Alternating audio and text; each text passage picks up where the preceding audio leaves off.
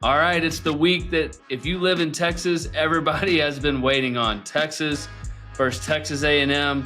Haven't played in 13 years. This is the first time since 2004 there's not a McCoy on the roster at UT. Shout out to Case, who last time Texas and Texas A&M played, he had the little pinball run all the way down the field to get Tucker in field goal territory, and they won that game by a point. That was awesome to watch. I think that was back in 2011. So again, I mean, on my way to work this morning, it was a Texas flag on one house and an Aggie flag on the other, and then just back and forth all the way. I mean, if you live in Texas, this is what it's all about. And the fact that there's so much on the line this week, A&M didn't play great last week, got beat by Auburn, but because of the losses that Ole Miss had, that Alabama had, this game still carries all the weight to go to the SEC championship. So a lot on the line for A&M. Obviously, all the goals are still in front of Texas and could win this game and go to the SEC championship. And man, it's a big week. It's a fun week. Houses are divided here. Families are divided. I mean, just for me personally, I've got cousins and uncles and aunts that all went to A&M. I mean, the pastor who married my wife and I was in the Corps of Cadets. I mean, this runs deep. I mean, you're gonna have a lot of bragging rights whoever wins this game. And so I'm so glad that it's back. It's been too long.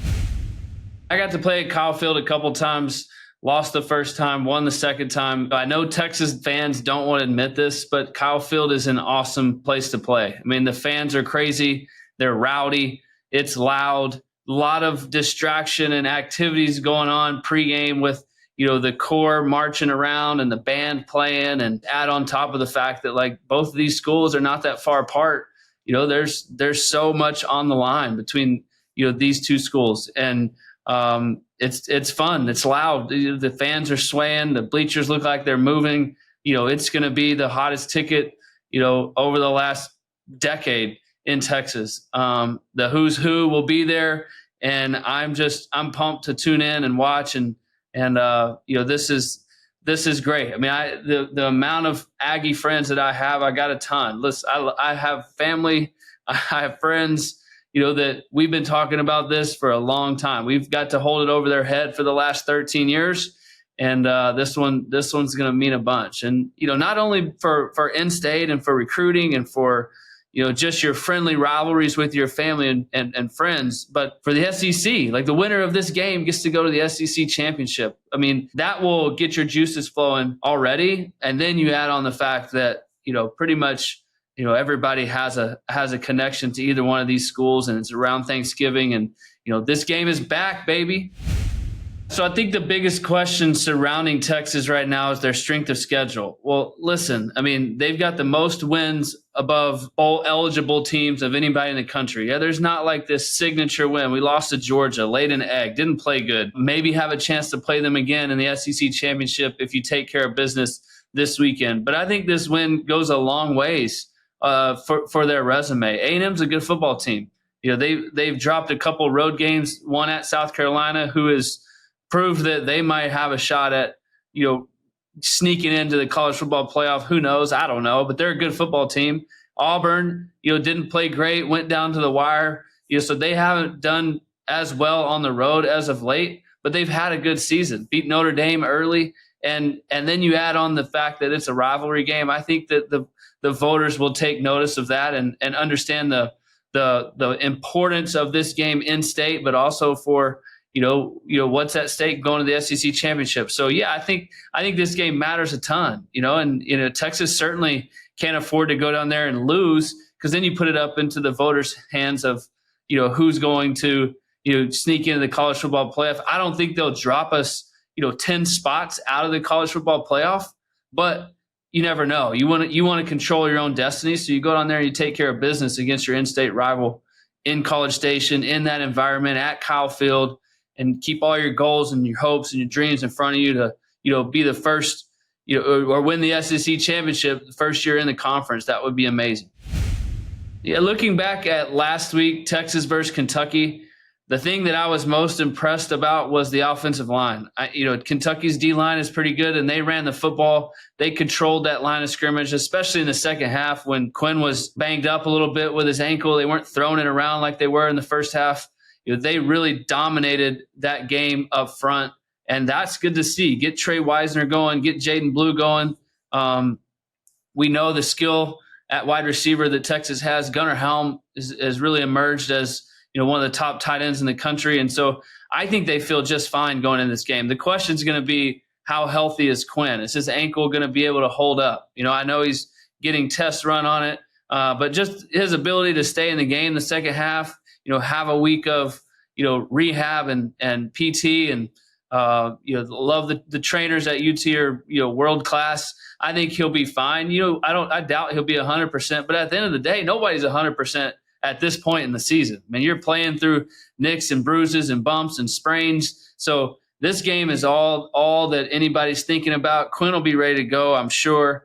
And, but certainly keeping an eye on how his ankle's feeling, how he's moving early in the game. And one thing, if you're a Texas fan, you've watched all these games, you're going to know pretty early in the game if we're rolling, if we're ticking on offense or not. The times that we've started slow, we've had a hard time figuring it out. But you got to give credit to the fact that Texas rolled into that game knowing that A&M was on the schedule, the next week, and they really did a nice job of really owning that game and handling their business. And now all eyes are on A&M and breaking that team down. They're good up front.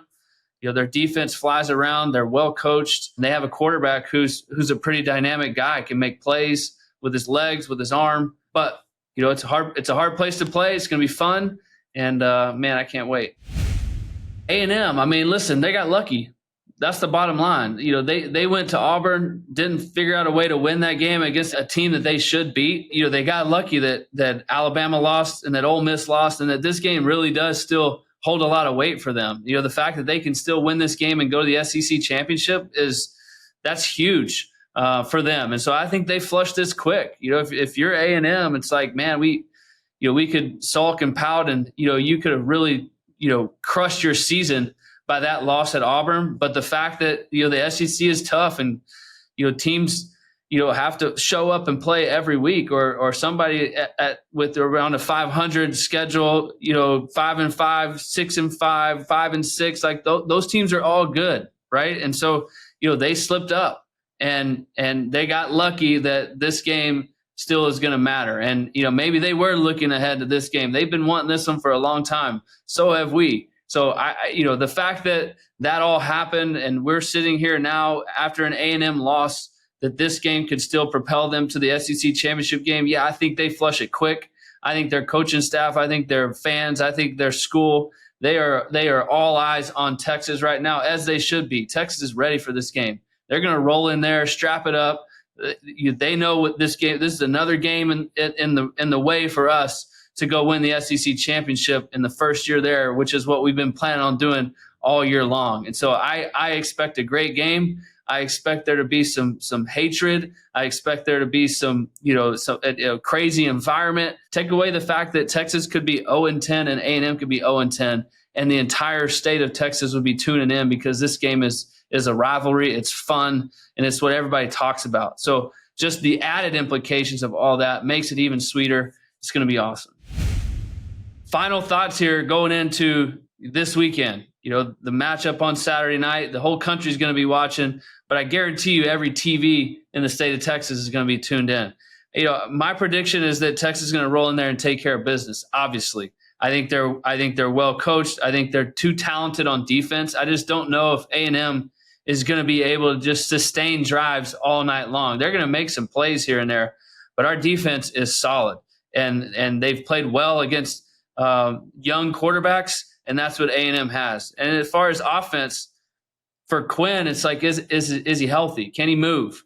There's a lot of these little RPOs and things that doesn't require him to like pull it and run the zone read, but that requires quick feet, quick decisions, quick accuracy. If they start hitting him early and his ankle gets banged up, that could potentially turn into a problem. So I think defensively, they know the drill. They've showed up and played every week. I think they'll show up again. And then offensively, is Quinn's ankle going to be healthy, and can they handle the noise? It'll be the loudest place they've played all year. I know they went to Alabama, a couple years ago, but this place is going to be louder than anywhere they've played. I know for me, back in college playing at Kyle Field, I mean, it's still one of the loudest places that I've ever played. but you get up for those games. You big players rise up to the occasion in big moments and show out and show up. And I think that's exactly what Texas is going to do. I think it's going to be a good football game. I don't see anybody, running away with this one. But at the end of the day, I think our offensive line and defensive line is the strength of our football team. I think they're going to own the line of scrimmage. And I think Texas comes out on top.